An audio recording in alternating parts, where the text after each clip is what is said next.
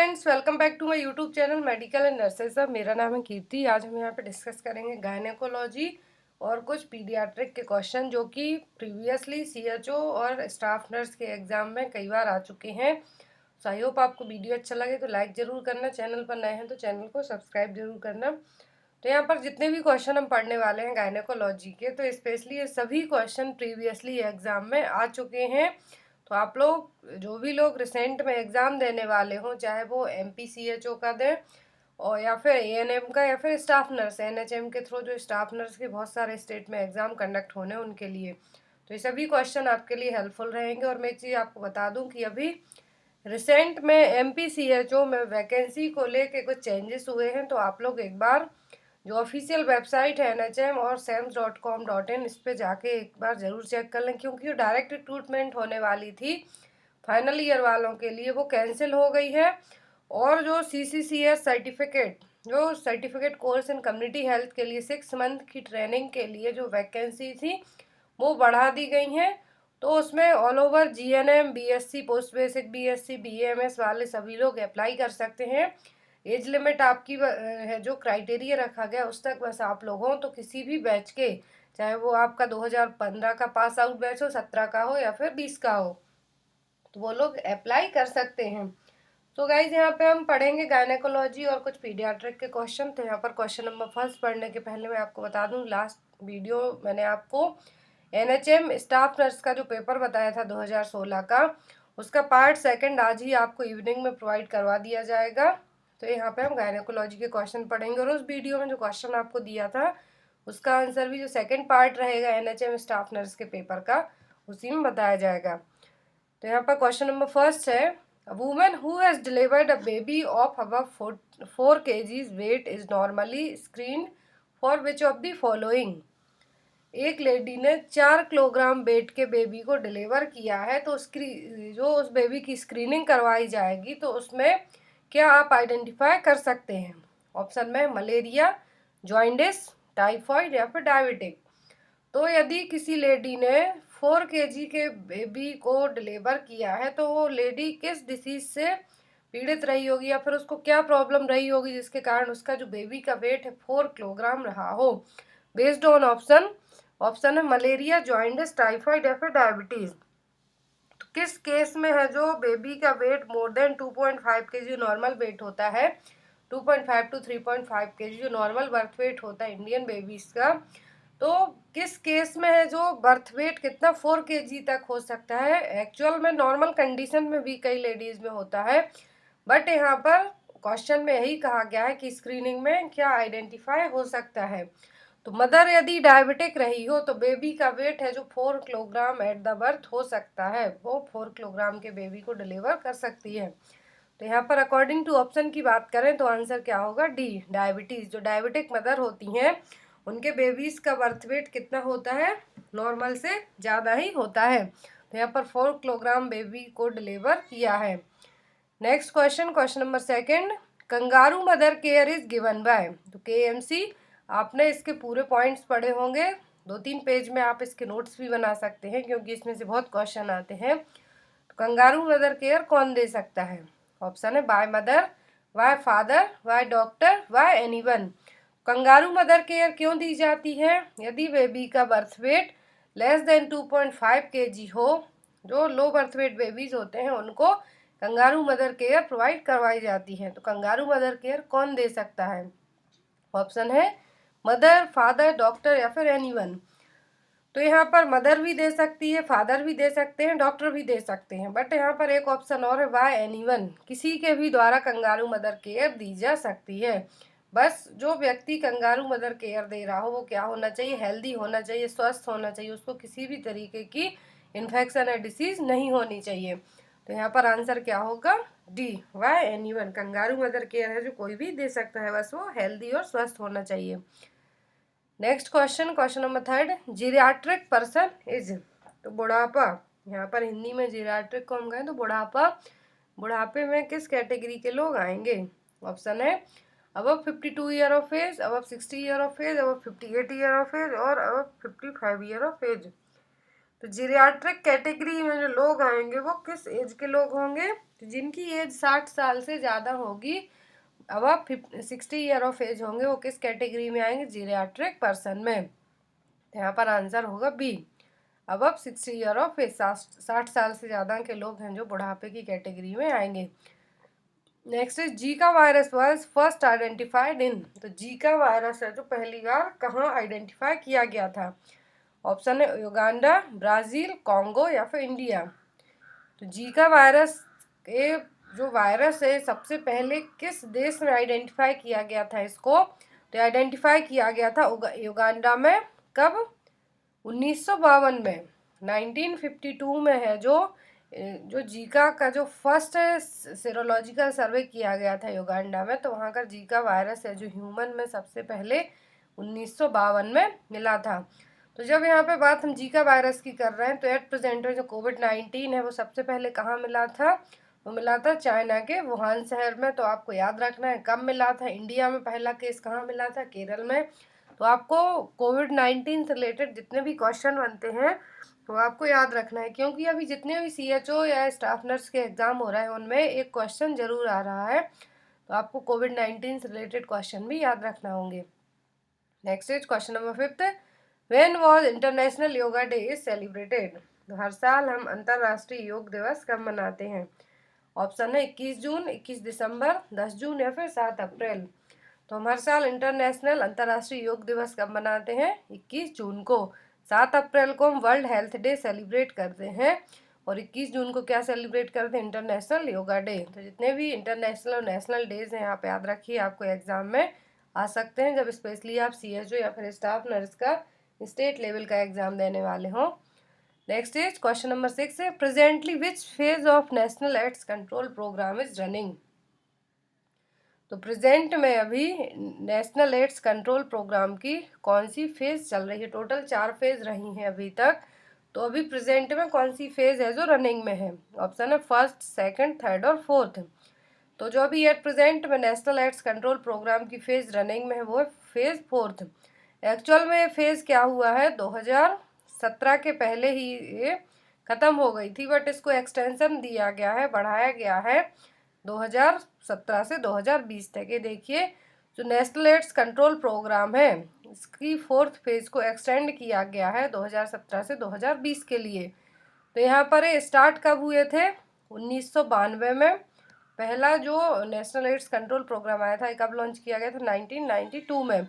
तो इसकी जो फर्स्ट फेज थी 1992 से 1999 तक रही है, सेकंड फेज 99 से 2007 तक, थर्ड 2007 से 2012 तक, फोर्थ फेज रही है 2012 से 2017 तक, और एट प्रेजेंट में 2017 से 2020 तक के लिए इसको एक्सटेंशन मिला है। इसके बाद अभी जो नेशनल एड्स कंट्रोल प्रोग्राम की अभी कोई भी न्यू फेज है जो नहीं आई है। तो यदि आपसे पूछा जाता है कि प्रेजेंट में कौन सी फेज रनिंग में है NACP की, तो कौन सी है, फेज फोर्थ।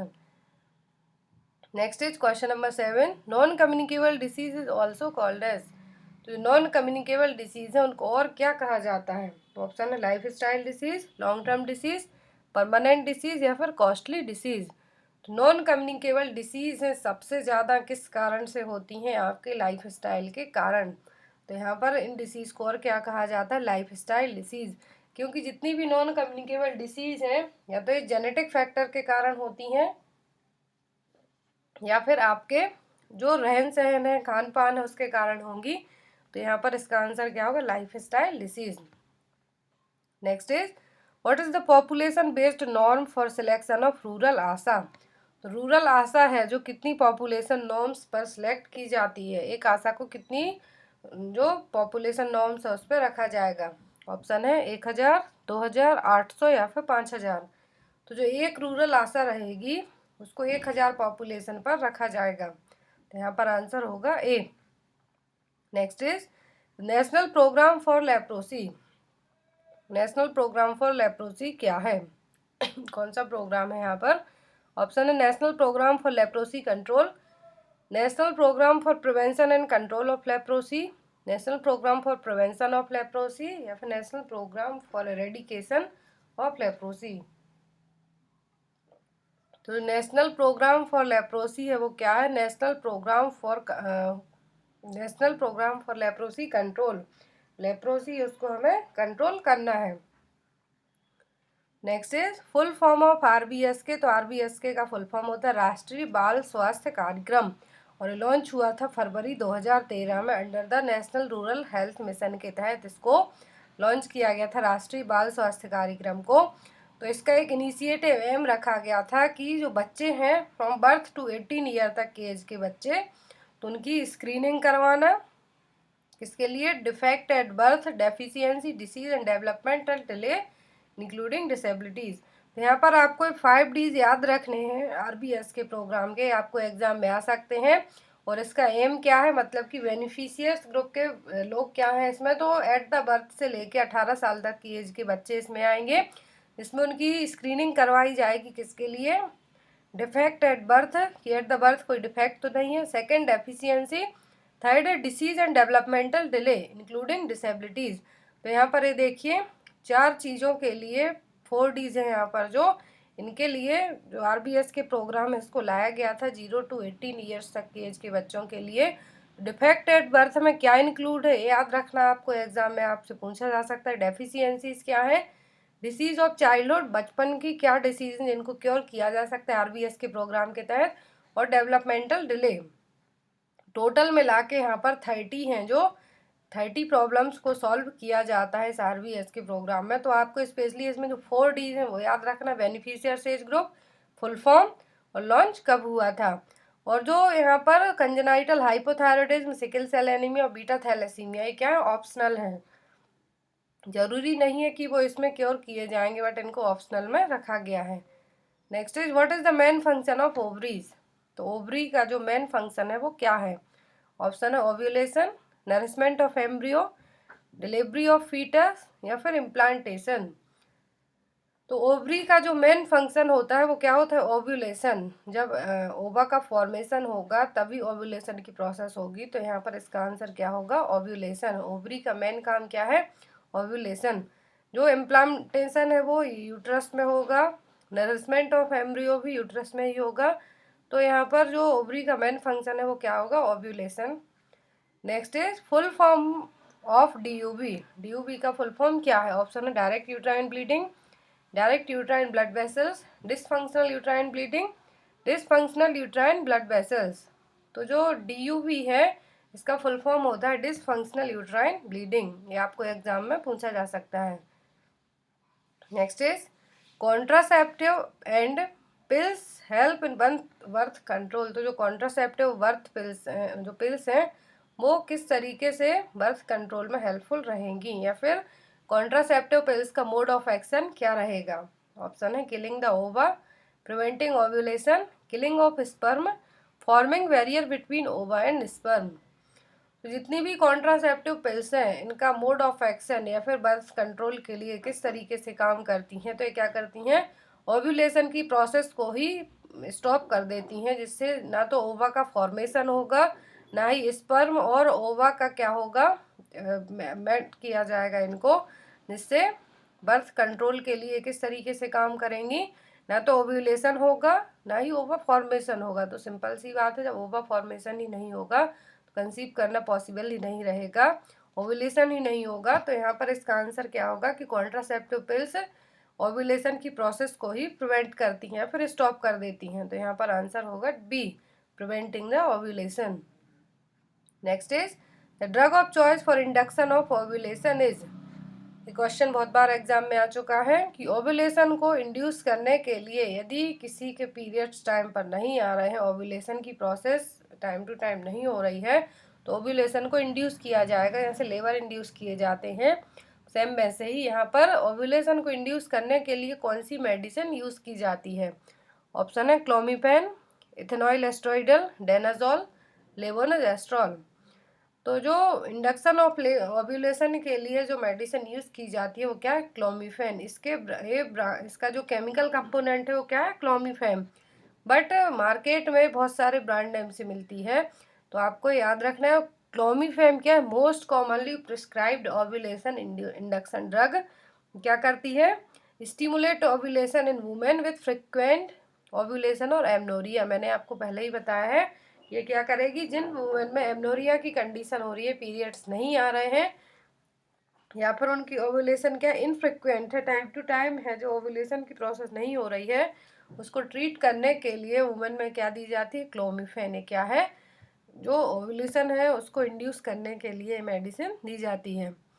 नेक्स्ट क्वेश्चन है question number 15, DMPA is a, DMPA क्या है? ऑप्शन है a form of dilatation and curettage, DC का मतलब है dilatation and curettage, an injectable contraceptive, hormone that secreted by the gland, और natural family planning method.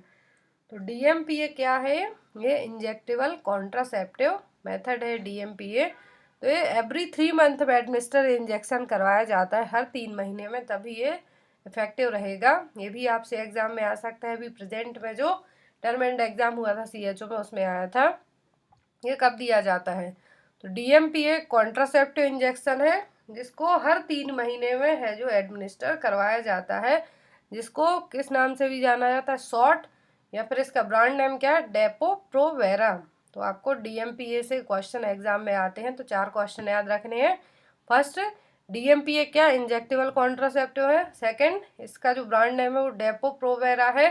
Third, इसका जो full form है डिपोट मेड्रोक्सी प्रोजेस्ट्रॉन एसीटेट और DMPA, और ये एवरी 3 मंथ में एडमिनिस्टर करवाया जाता है, इसको शॉर्ट नाम से भी जानते हैं। Next is a positive early diagnosis of pregnancy is based on the presence of. तो पॉजिटिव अर्ली डायग्नोसिस क्या रहेंगे प्रेगनेंसी के लिए? ऑप्शन है quickening, foetal heart rate, Chadwick sign, या फिर एचसीजी। तो पॉजिटिव अर्ली डायग्नोसिस पूछा है प्रेगनेंसी के लिए, तो क्विकनिंग भी बाद में देखने को मिलेगा आपके लिए। जो फीटल हार्ट रेट है वो सबसे रिलायबल और पॉजिटिव अर्ली डायग्नोसिस साइन माना जाएगा। तो यदि एग्जाम में आपको आता है सभी ऑप्शन है बट फीटल हार्ट रेट है, तो आपको उसके लिए मार्क करना होगा, क्योंकि फीटल हार्ट रेट ही सबसे रिलायबल और पॉजिटिव अर्ली डायग्नोसिस साइन रहेगा प्रेगनेंसी के लिए। तो यहाँ पर आंसर होगा B, foetal heart rate. Next is which of the following fontanelle in child is the first to close. कौन से फॉन्टेनेल हैं जो बच्चों में सबसे पहले क्लोज हो जाते हैं? ऑप्शन है फ्रंटल, ऑक्सीपिटल, स्फेनॉइड, या फिर मास्टॉइड। तो ये सभी फॉन्टेनेल के नाम है यहाँ पर। तो सबसे पहले जो क्लोज होता है फॉन्टेनेल वो कौन सा है? तो सबसे पहले क्लोज होने वाला फॉन्टेनेल है ऑक्सीपिटल और पोस्टीरियर फॉन्टेनेल, जो कि 3 मंथ की एज में ही बच्चों में क्लोज हो जाता है। और जो एंटीरियर फॉन्टेनेल है वो कब क्लोज होते हैं? वो होते हैं 12 to 18 मंथ की एज में।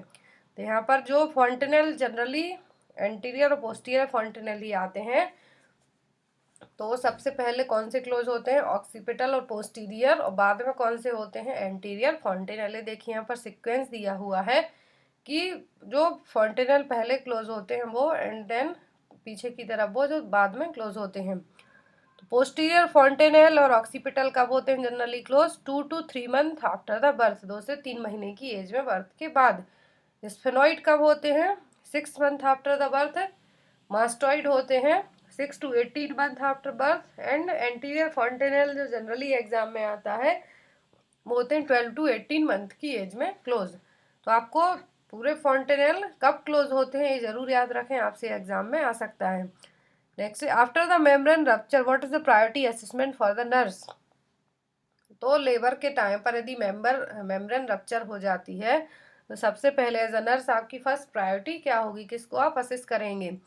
ऑप्शन है pelvic exam, presentation, foetal HR, या फिर ब्लड प्रेशर। मेम्ब्रेन रप्चर होने के बाद आपकी फर्स्ट प्रायोरिटी रहेगी फीटल हार्ट रेट को चेक करने की, कि फीटल हार्ट रेट में किसी भी तरीके का फ्लक्चुएशन तो नहीं आ रहा है, कुछ प्रॉब्लम्स तो नहीं हो रही हैं। तो यहाँ पर फर्स्ट प्रायोरिटी होगी आपकी फीटल एचआर को असिस्ट करने की। Next is the most difficult time to control the diabetes during maternity cycle is. Maternity cycle में, प्रेगनेंसी में डायबिटीज को कंट्रोल करने के लिए बहुत डिफिकल्ट टाइम है, जो क्या होगा?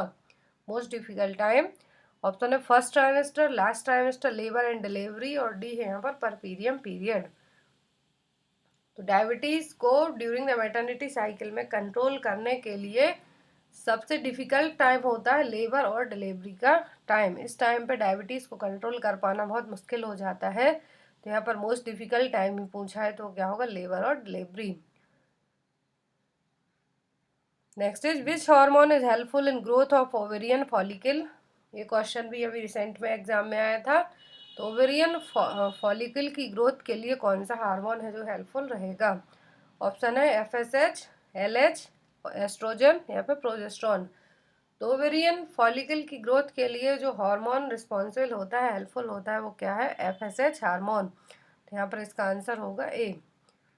Next is first of all who described uterine contraction in pregnancy. तो जो प्रेगनेंसी में कॉन्ट्रैक्शन आते हैं, यूट्राइन कॉन्ट्रैक्शन, इनको सबसे पहले किसने बताया था, डिस्क्राइब किया था? ऑप्शन है Braxton Hicks, Robert Hooke, Frederick या फिर नन ऑफ द अबव। तो यूट्राइन कॉन्ट्रैक्शन को पहली बार डिस्क्राइब किया था, बताया था ब्रैक्सटन हिक्स ने। जो अभी हम प्रेजेंट में पढ़ते हैं इसको हम फॉल्स यूट्राइन कॉन्ट्रैक्शन भी कहते हैं। तो क्या है? Braxton Hicks contraction. और उन्हीं जो गायनेकोलॉजिस्ट है उन्हीं के नाम पर इन कॉन्ट्रैक्शन का नाम रखा गया था, ब्रैक्सटन हिक्स। तो यूट्राइन कॉन्ट्रैक्शन को सबसे पहले किसने डिस्क्राइब किया था? ब्रैक्सटन हिक्स ने। Next is which of the following drug is most commonly used for management of pre term labour. यहाँ पर पूछा है प्री टर्म लेबर, मतलब कि यदि 37 वीक कंप्लीट नहीं हुए हैं जेस्टेशन के और यदि आपको थोड़े बहुत ऐसे सिम्टम्स देखने को मिलते हैं कि डिलीवरी आपकी हो सकती है, तो उस तरीके से उस प्रीटर्म लेबर को प्रिवेंट करने के लिए, मैनेज करने के लिए कौन सी मेडिसिन यूज़ की जाएगी? ऑप्शन है एंटी एमेटिक, एंटी कन्वर्जेंट, टोकोलाइटिक या फिर सेडेटिव। तो प्री टर्म लेबर को मैनेज करने के लिए जो मेडिसिन यूज़ की जाती है वो क्या है? Tocolytic agent. टोकोलाइटिक एजेंट दे के क्या किया जाता है? प्री टर्म लेबर को थोड़ी देर के लिए डिले किया जा सकता है, जो यूट्राइन कॉन्ट्रैक्शन है उनको स्टॉप किया जा सकता है, कम किया जा सकता है टोकोलाइटिक एजेंट दे के। तो प्रीटर्म लेबर को ट्रीट करने के लिए, मैनेज करने के लिए मोस्टली कौन सी मेडिसिन यूज होती है? Tocolytic agent. तो यहाँ पर जो मेडिसिन क्या करें? Prevent preterm labour and immature birth by suppressing uterine contraction. तो क्या कहलाते हैं? टोकोलाइटिक एजेंट। जो मेडिसिन क्या करें? प्रीटर्म लेबर को प्रिवेंट करें और इमेच्योर बर्थ बेबी के लिए क्या करती हैं? सप्रेस करती हैं यूट्राइन कॉन्ट्रैक्शन के लिए। जब यूट्राइन कॉन्ट्रैक्शन ही नहीं आएंगे तो बेबी का बर्थ होना या प्रीटर्म लेबर होना नहीं हो पाएगा। तो इसीलिए इन मेडिसिन को एडमिनिस्टर किया जाता है। और मेडिसिन क्या कहलाती है? Tocolytic agent. तो इसमें अलग अलग कैटेगरी की मेडिसिन है, magnesium sulphate, beta mimetics, oxytocin antagonist, calcium channel inhibitor या फिर एड्रोजेनिक बीटा रिसेप्टर एगोनिस्ट। तो ये मेडिसिन से ज़्यादा आपको ये याद रखना है कि कौन सी मेडिसिन है जो प्रीटर्म लेबर को इनहिबिट कर सकती हैं, तो वो tocolytic agent. Next is in following which event does not take place during first stage of labour. इनमें से कौन सा इवेंट है जो फर्स्ट स्टेज ऑफ लेबर में नहीं रहेगा? ऑप्शन है dilatation of cervix, effacement of cervix, expulsion of placenta और D none of the above. तो फर्स्ट स्टेज ऑफ लेबर में सर्विक्स का डायलिटेशन होगा, एफासमेंट ऑफ सर्विक्स होगा, बट जो प्लेसेंटा का एक्सपल्सन है थर्ड स्टेज ऑफ लेबर में होता है, ना कि फर्स्ट में। फर्स्ट में वो जो फुल डायलिटेशन ऑफ सर्विक्स है 10 सेंटीमीटर सर्विक्स का डायलिटेशन होगा, सेकेंड में बेबी एक्सपल्सन होगा एंड थर्ड में प्लेसेंटा का एक्सपल्सन। फोर्थ स्टेज होगी जो ऑब्जर्वेशनरी स्टेज रहेगी, जिसमें हमें वुमेन को ऑब्जर्व करना है आफ्टर डिलीवरी के बाद। तो यहाँ पर इसका आंसर क्या होगा? C, expulsion of placenta. Next is which stage of labour is known as cervical stage. Cervical stage किस स्टेज को कहा जाता है लेबर में? तो लेबर में टोटल 4 स्टेज होती हैं, first, second, third, fourth. Cervical stage मैंने जस्ट अभी बताया है कि फुल डायलिटेशन ऑफ सर्विक्स को क्या कहा जाता है? First stage of labour. इसमें सर्विक्स है जो पूरी 10 सेंटीमीटर डायलेट होती है। सेकेंड स्टेज में बेबी का एक्सपल्सन होगा, थर्ड स्टेज में placental expulsion, placenta expelled out होगा, फोर्थ स्टेज होगी जिसमें हम वुमेन को ऑब्जर्व करेंगे। तो इस हिसाब से यहाँ पर आंसर क्या होगा? ए, फर्स्ट स्टेज को सर्वाइकल स्टेज कहा जाता है। तो गाइस ये थे टोटल 24 क्वेश्चन। आई होप आपको वीडियो अच्छा लगा हो तो लाइक जरूर करना, अपने दोस्तों के साथ शेयर करना। Thank you for watching us, bye bye.